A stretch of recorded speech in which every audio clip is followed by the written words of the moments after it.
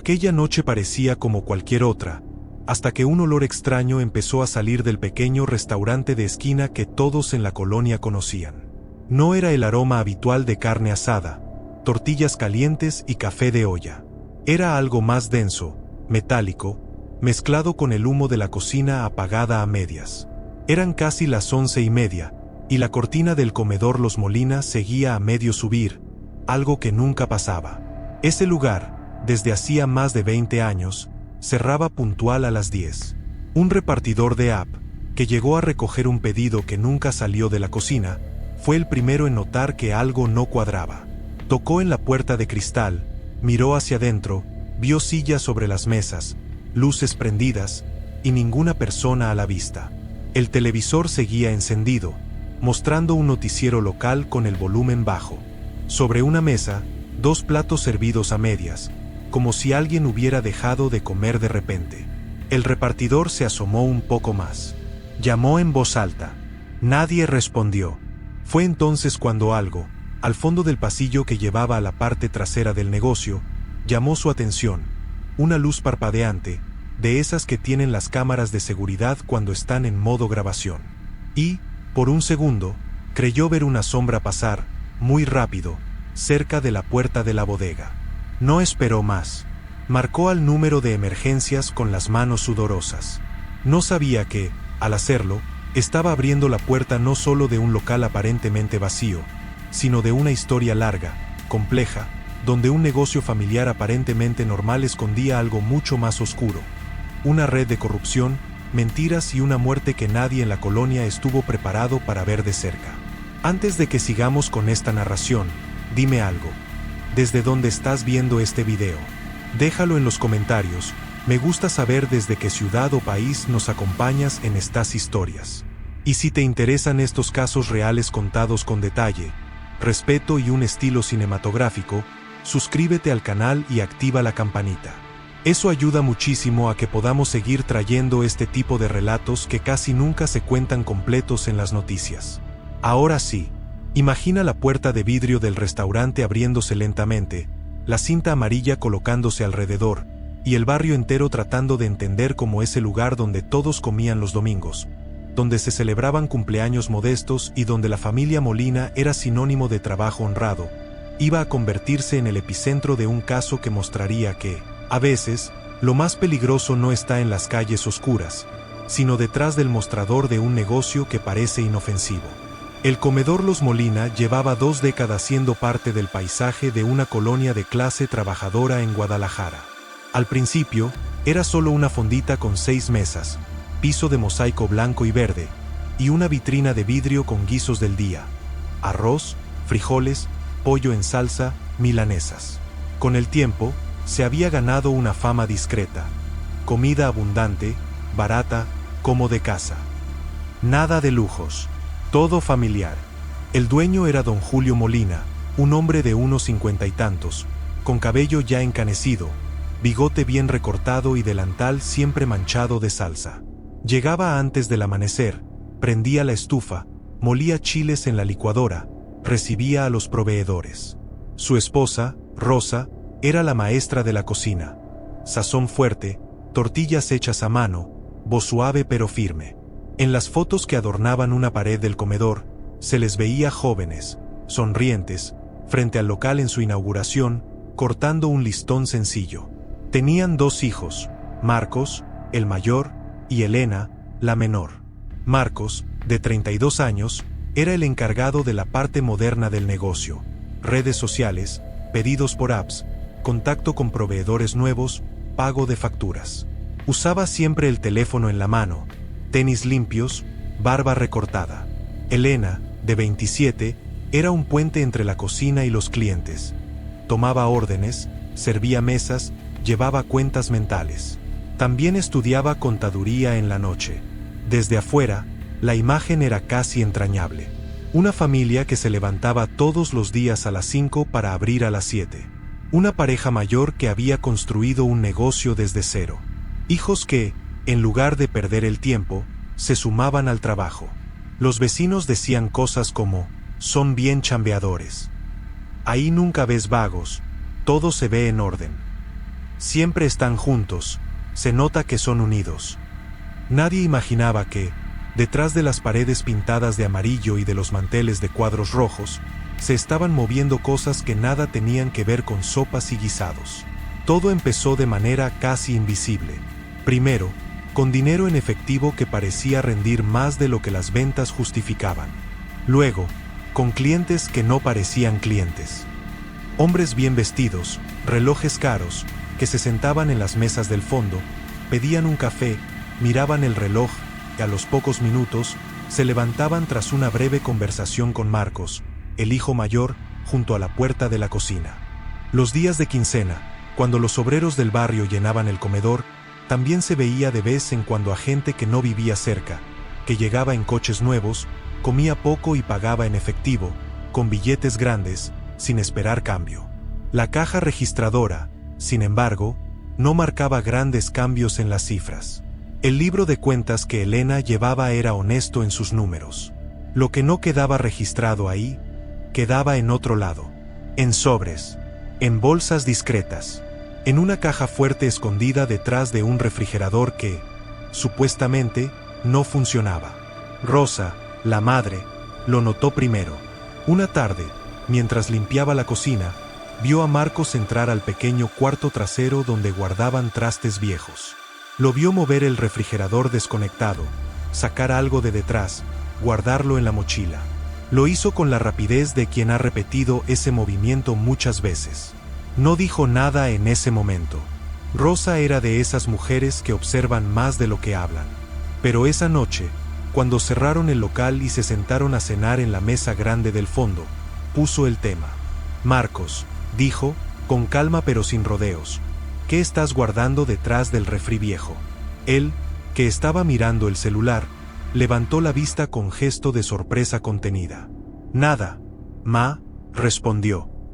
Papeles de proveedores, cosas del negocio. Rosa lo miró a los ojos. Papeles no se guardan en mochila, replicó. Y menos en escondite.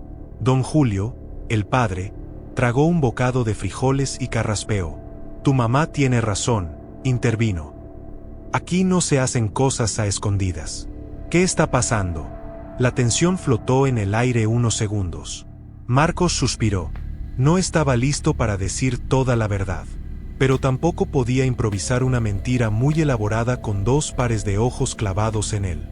Son ahorros, dijo. Ahorros míos. Elena frunció el ceño. ¿Ahorros de qué? Preguntó. Todo lo que entra aquí lo apuntamos. ¿Estás trabajando en otro lado? Él apretó los labios. Hago extra con unos conocidos, respondió. Nada malo. Solo ayudo con algunos depósitos y cobros para gente que no quiere hacer fila en el banco. Me dan una comisión. Lo guardo aquí porque es más seguro que en mi cuarto. La explicación sonaba, a medias, plausible. Las grandes ciudades están llenas de gestores informales que hacen filas por otros, que cobran, que pagan. Pero había algo en la forma en que lo dijo, en la forma en que evitó mencionar nombres, que no terminaba de encajar. Don Julio se quedó en silencio unos segundos. Luego, con voz más seria, dijo, mientras estés usando este lugar para tus cosas, no quiero nada raro. Aquí la gente nos conoce. Si caen en esto cosas que no son del comedor, nos cargamos todos. Marcos levantó las manos. Tranquilo, pa, replitz. No es nada peligroso. Es solo dinero. La frase es solo dinero se clavó en el aire como un mal presagio. El dinero nunca es solo en estas historias. Es una puerta. Y la que Marcos había abierto lo conectaba con una red que iba mucho más allá de gente que no quiere hacer fila. Al principio, tal vez sí fue algo sencillo. Un vecino que le pidió cambiar un billete grande por varios chicos. Un proveedor que le encargó pagar unos recibos en efectivo para no meterlos en contabilidad. Pero poco a poco, esos favores se convirtieron en otra cosa, depósitos fragmentados, transferencias entre cuentas de distintas personas, movimientos que parecían pequeños pero formaban parte de un esquema más grande. Marcos se acostumbró a recibir sobres, a distribuirlos, a hacer traslados en efectivo. Su comisión creció. Con ese dinero, se compró un coche seminuevo, un reloj bueno, ropa que desentonaba un poco con la esencia humilde del comedor.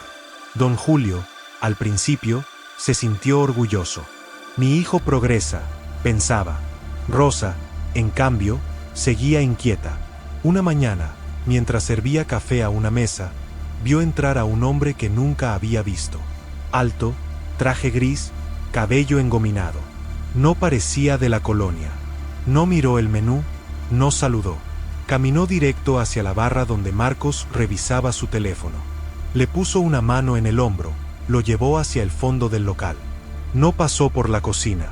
Pasó por la puerta que daba al pasillo de atrás, donde estaban la bodega y el pequeño cuarto con el refri viejo. Rosa sintió un nudo en el estómago. Instinto. Cuando se es madre y se ha pasado la vida leyendo gestos, hay cosas que no necesitan explicación técnica. Algo no estaba bien. Elena también lo notaba. Las cuentas del comedor eran claras: entradas, salidas, gastos fijos. Pero los gastos personales de Marcos empezaban a exceder lo que, en papel, él podía pagar. Una noche, mientras él se bañaba, ella vio, sobre la mesa, una carpeta abierta. Dentro había boletas de depósito con cantidades que nunca pasaban por la caja del negocio. Nombres distintos, cuentas de bancos diferentes. Elena no era tonta. Estudiaba contaduría. Sabía reconocer patrones. Y lo que veía ahí tenía toda la pinta de ser algo que rebasaba la informalidad. Lavado. Esa palabra cruzó por su cabeza como un relámpago. La espantó. La guardó. No dijo nada. Todavía. Porque había algo más que la frenaba. Miedo. No solo al problema en sí. Miedo a lo que eso significaría para la familia. Para el negocio. Para esa fachada de honestidad que habían construido durante años. Pasaron meses. Marcos se fue metiendo más. Primero como favor. Luego como hábito. Al final, como parte estructural de una red que no salía en los periódicos, pero que se movía por toda la ciudad. Dinero de sobornos, de evasión fiscal, de negocios turbios que necesitaban ser blanqueados mezclándose con ingresos de negocios reales. El comedor de los Molina era perfecto para eso. Mucho efectivo, poco control externo, imagen limpia. Los hombres de traje empezaron a ser habituales. No se quedaban a comer.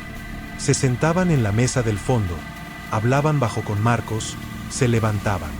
Alguna vez, uno de ellos, de mediana edad, sonrisa corta, saludó a don Julio con un apretón de manos demasiado firme. «Tiene usted un negocio muy bonito», dijo.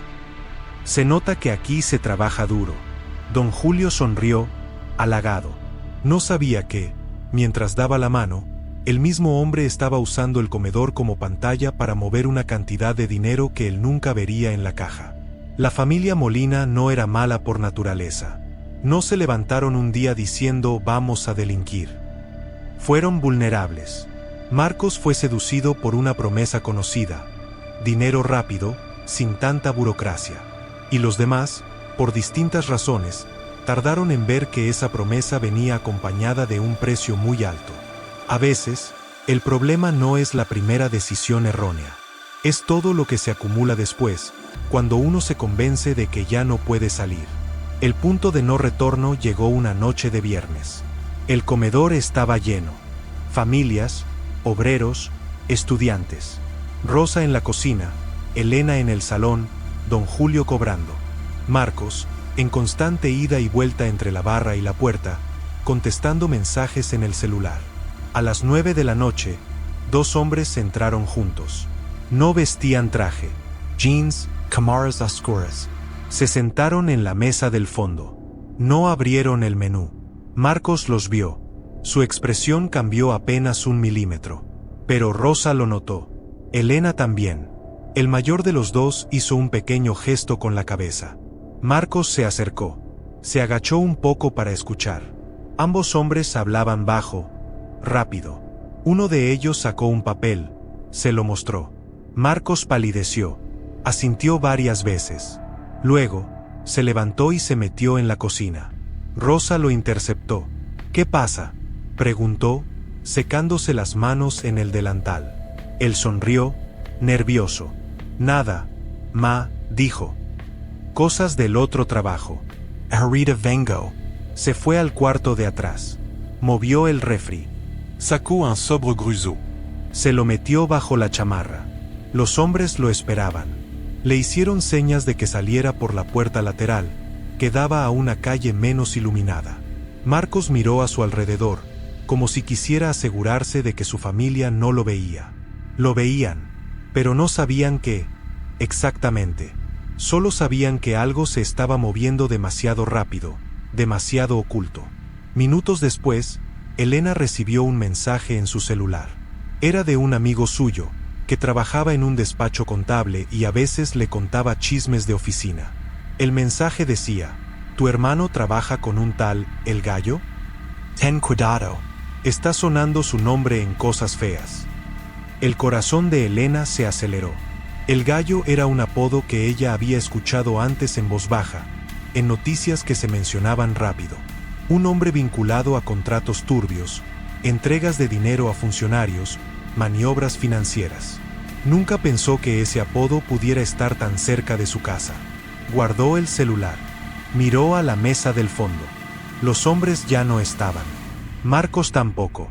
Don Julio le gritó desde la caja: ¿dónde está tu hermano? Ya se amontonó la gente.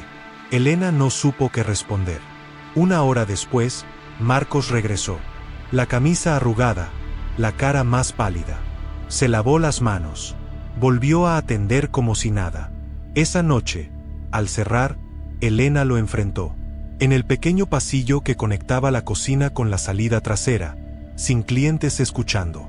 ¿Con quién estás metido, Marcos? Preguntó. Y no me digas que son favores. Me escribieron hoy. Ese nombre trae problemas.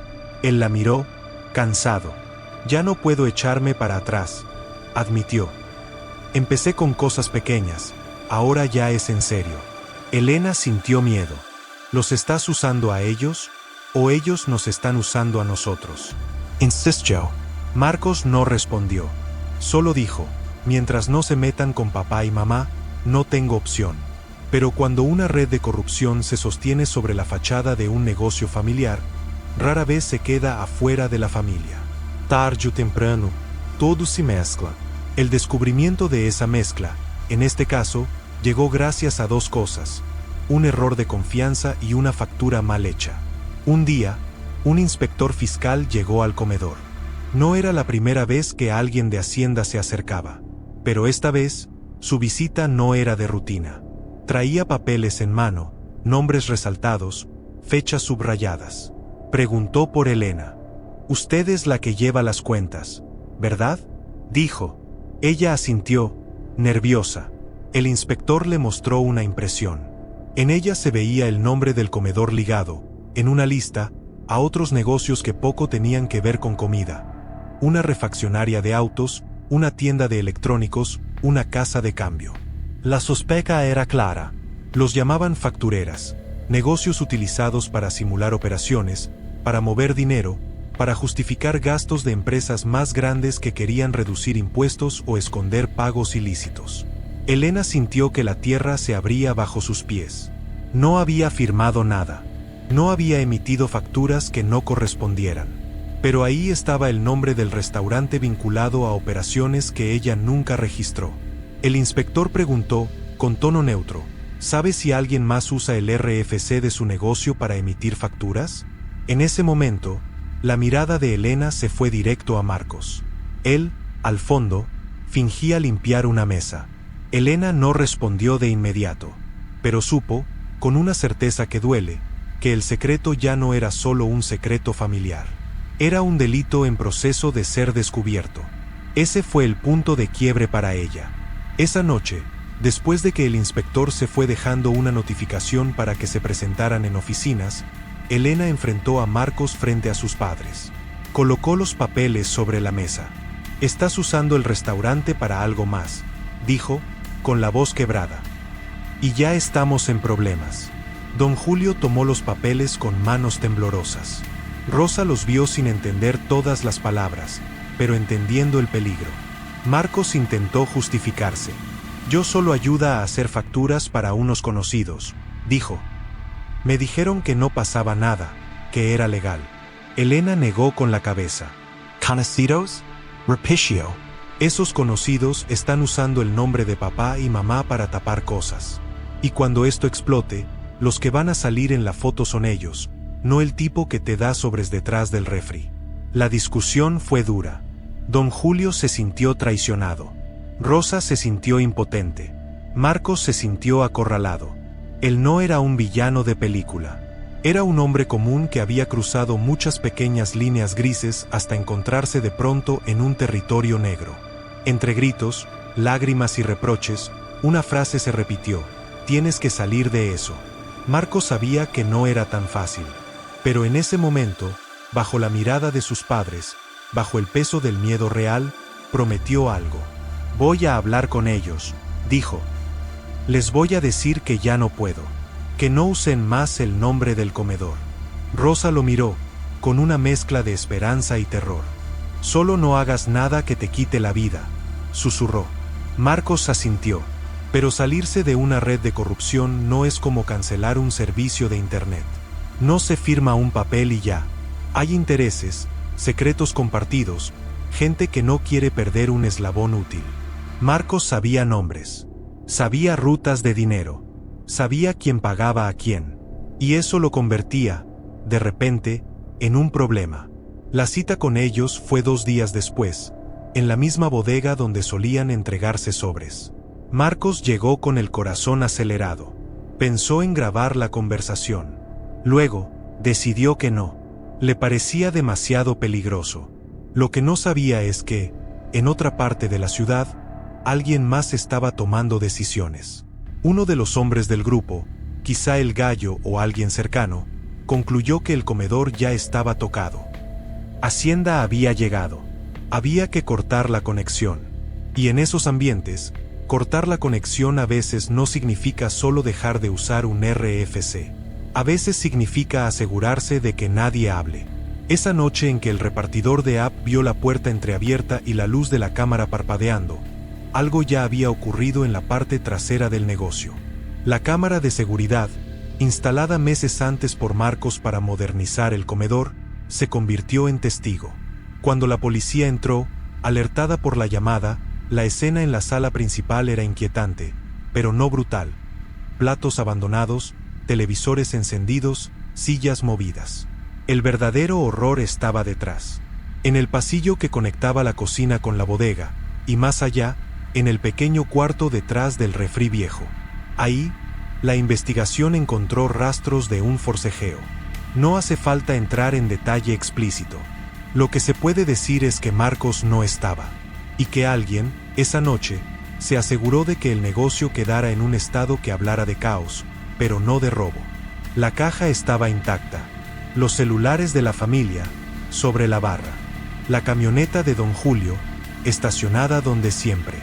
Rosa y Don Julio fueron encontrados, más tarde, en su casa, sin lesiones, pero en shock, sin saber exactamente qué había pasado, solo que su hijo no había regresado. La cámara de la parte trasera, sin embargo, sí vio algo. Mostró, en la grabación, a Marcos discutiendo con 2 hombres en la bodega.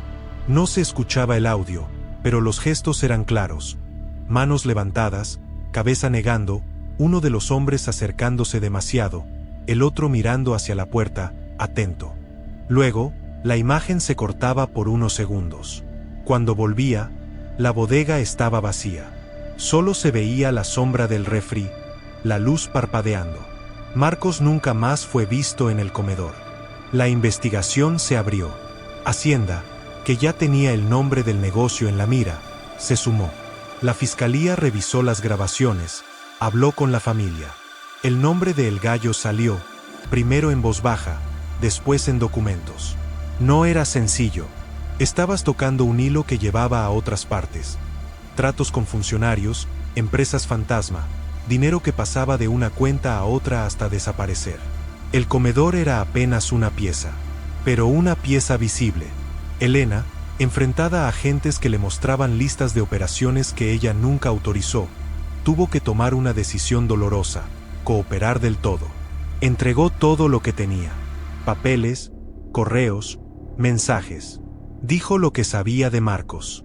de los hombres que entraban por la puerta lateral, de los sobres detrás del refri.